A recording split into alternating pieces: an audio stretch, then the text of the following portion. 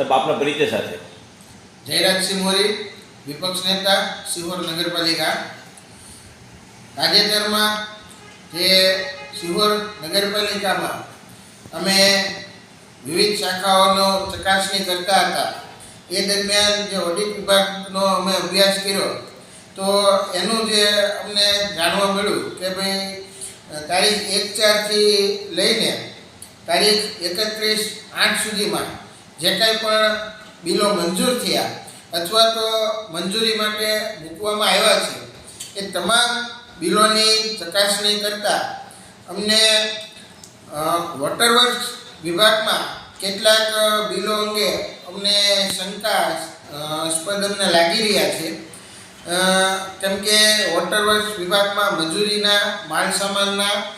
ખૂબ મોટા પ્રમાણમાં બિલો મૂકવામાં આવ્યા છે અને ખરેખર તો સિહોર નગરપાલિકામાંથી આ સમયગાળામાં સૌથી વધારે બિલો જે ચૂકવાયા છે અને મંજૂરી માટે મુકાયા છે તો એ વોટર વર્ક્સ વિભાગમાંથી જ મૂકવામાં આવ્યા છે. જે સબમર્સિબલ મોટરો કાઢવી, નાખવી, રિપેર કરવી અથવા તો પાણીની લાઈન ક્યાંક ખોદવી, નાખવી, રિપેર કરવી, માલ સામાન લેવો, તો આ જે બિલો છે એ અંગે અમને થોડીક શંકા જતા આજરોજ પ્રાદેશિક કમિશનરશ્રીને અમે પત્ર લખ્યો છે અને અમે માહિતી માંગી છે કે જે કંઈ પણ આ મંજૂરીના કે માલ સામાનના જે કાંઈ બિલો છે તો એની પૂરતી વિગતવાર તપાસ કરવામાં આવે કે ખરેખર કામ થયું છે તો કઈ જગ્યાએ થયું છે, એમાં કેટલી વાસ્તવિક ખર્ચ લાગી શકે એમ છે અને કેટલા ખર્ચના બિલો મૂકવામાં આવ્યા છે. આ જ રીતે જે માલ સામાનની ખરીદી થઈ છે તો એમાં ખરેખર તો કઈ કઈ કંપનીના 3 ભાવો મગાવવામાં આવ્યા છે, ખરેખર અન્ય જગ્યાએ એ વસ્તુ એના કરતાં સસ્તી મળી શકે છે કે કેમ, એ અંગેની પણ વિગતવાર તપાસણી કરવામાં આવે. સાથે સાથે જે કોઈ ડીઝલના જે બિલો છે, વાહનના ડીઝલના જે કાંઈ બિલો છે તો એમાં પણ કેટલાક અમને શંકાસ્પદ